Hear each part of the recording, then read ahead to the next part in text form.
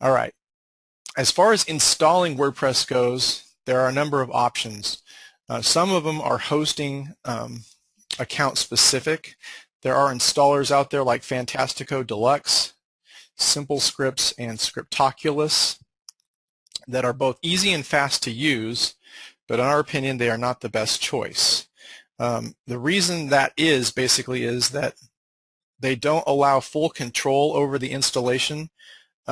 Specifically, I'm most familiar with Fantastico Deluxe, but they make some automatic choices for you during the installation that set up your WordPress site to be kind of generic, and as a result of being generic, they create certain values that are easily known by the hacking community, and they basically reduce your site security just by the mere fact that you've used one to install. So we're not going to recommend that you ever use an automated installer or a semi-automated installer like Fantastico Deluxe or the others mentioned.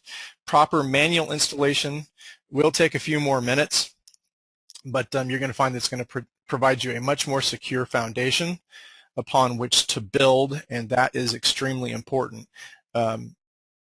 It's wise to spend, another 10 or 15 minutes right at the very beginning to make sure that everything is done properly, because long term, the downside of skipping this step, could be catastrophic. All right, so that's pretty much it for the PowerPoint part. Now let's get to it. It's time to do some live training. Let me get out of PowerPoint. Back to WordPress.org we go. So what we're going to do basically in WordPress Basics this session is we're going to go through a full manual installation of WordPress and make sure that we explain the process every step of the way such that you fully understand it, not just give you information that says step 1, step 2, do this, such that you end up at the end of the session knowing kind of what to do but not why. We're going to do both. We're going to cover both the how to do it and the why to do it. So the first thing that you need to do is to go get WordPress itself, the WordPress software, the core that we need to upload to the hosting account. That can be found at wordpress.org/download. And I will make the point because I know Jerry's itching to say, make sure that you say it. You don't want to get WordPress from any other location. So you might find that someone else offers the WordPress download from their site. Our strong suggestion is that you do not download or acquire WordPress from any other location other than wordpress.org/download. This is because, of course, that code is open source, and you can't actually have someone with skills go in and recode WordPress or basically make some backdoors and then put the package back up for download, and you could be downloading something that's less stable or basically wide open if you download it from some other source. So wordpress.org/download is the only place to get WordPress, and they made it very easy for you. You'll see a nice big blue button up here. Clicking the download button, the blue button, will give you a zip file in .zip format.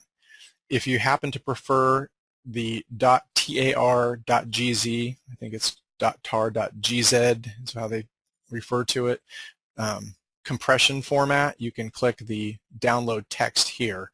So I've already downloaded WordPress to save a little bit of time, so I'm not going to go through that process of it. Basically, I'll just click the button so you can see it brings up a window. It's going to allow you to either open it or save it. And then once you do that, just choose a location to save WordPress in. You'll also see that it adds the file extension, the version number rather, to the file extension. In this case, we are downloading 3.3.2. So once it's downloaded, you can go unzip it, and we can further the process. One other quick note before I get off this page is this part right here that says release notification. there is an email sign-up feature right here that will allow you to enter your email address such that when new stable releases are made, that you'll automatically get an email. Of course, this information is also shown to you inside of your WordPress admin area, but depending upon how often you're inside WordPress, it may be quicker to get updates via email, so that choice is yours. So before we install WordPress and we go any further, I need to make just a couple of statements in terms or in regards to security. When most people talk about WordPress security, they really talk about hardening WordPress itself. They talk about doing things to the WordPress installation to make it more secure. However, the subject is actually bigger than that, and while we will have a very lengthy, very detailed WordPress security session later tonight, what you need to know basically is this. There's about 30% of all the machines, especially if you're on a PC platform as opposed to a Mac, currently have some form of virus or malware installed on them. And the virus or malware can do a variety of different things, but one of the things that it can do is referred to as a keylogger. And if you have a keylogger installed on your PC and you don't know it, what can happen is each time that you basically go to a site and log in, it can actually log your keystrokes and send that data off-site. And if that's happening to you, basically, it doesn't matter how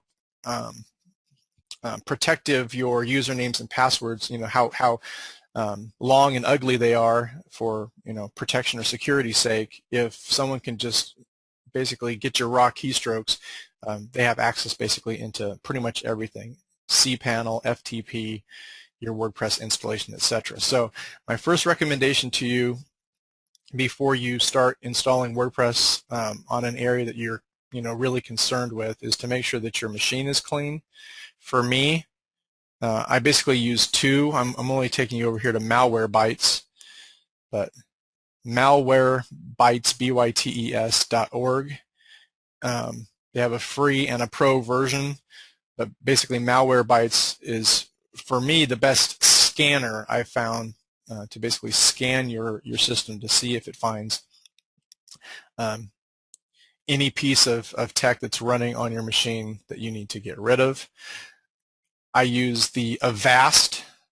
I use the paid version of Avast as my firewall and my virus preventer, basically, to try to stop getting viruses in the first place. And I use Malwarebytes to run on a semi-regular basis just to make sure that nothing got past Avast. For Jerry, you want to jump in? I forget. I think you're using just the version through Microsoft, right? Right, Microsoft Security Essentials. And that I think it's that product is more like Avast, correct? It's more like a firewall and a virus preventer. It's a firewall, virus preventer, and anti-malware all in one. Okay, so it does do. Yeah, they bought a bunch of companies and brought them together. So. Okay. Yeah.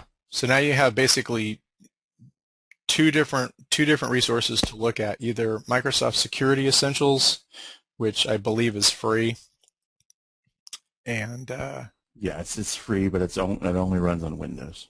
So. Okay. Fortunately for Mac users, the issues are less, although there have been some Mac viruses out in the recent past. So not being a Mac user, you're going to want to look into that. I can't give you some intelligent training in regards to protecting yourself on a Mac. How about you, Jared?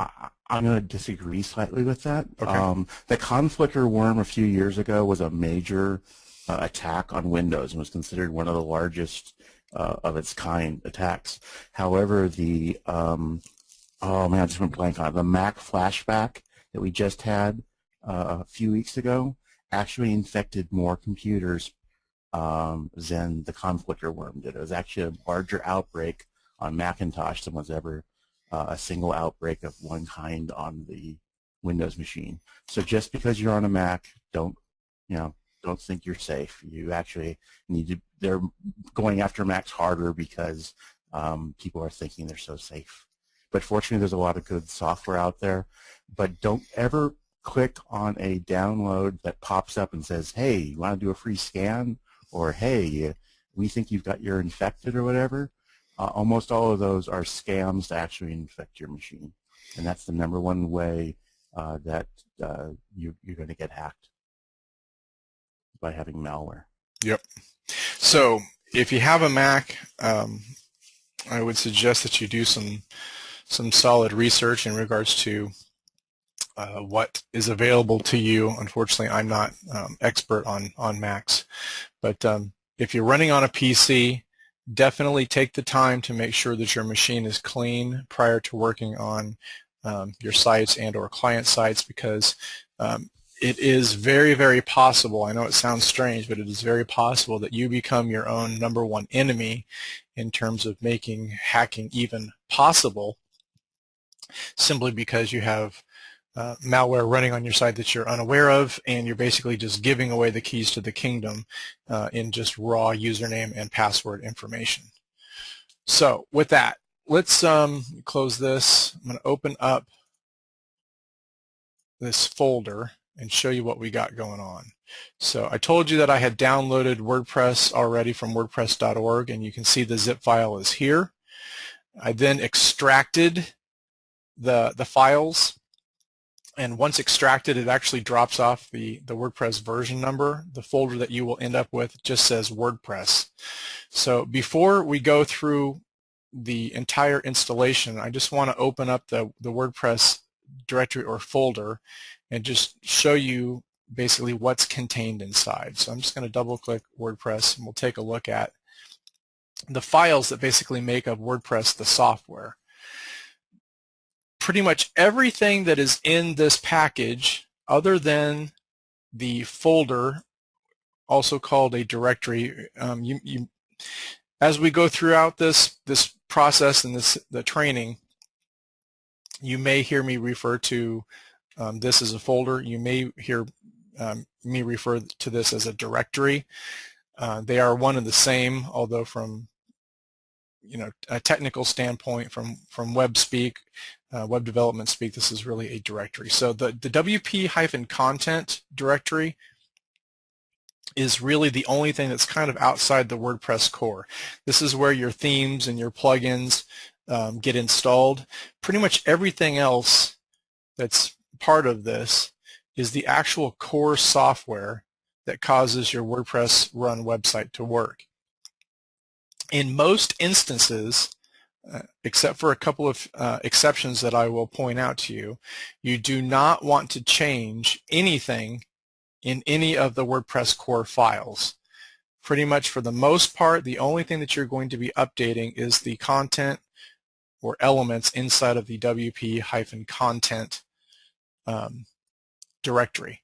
So we will talk a little bit, obviously we do need to update the config file, and you'll see how that happens here in a little bit. We will remove some files that are actually not essential, and you'll see how that happens through the process. But just understand that if you ever think to yourself, oh, I'm going to open up WP-activate and take a look at it, and maybe I'll make some tweaks in that, I would caution you strongly against any of that, because if you don't really know PHP programming, you don't really know what you're doing, you can completely ruin your installation pretty much immediately. So just understand that pretty much everything in here other than the WP-content is really the WordPress core, and if you're going to be editing or adding or deleting anything outside of the WP-content directory, you really, really need to make sure that you do fully understand what it is that you're doing.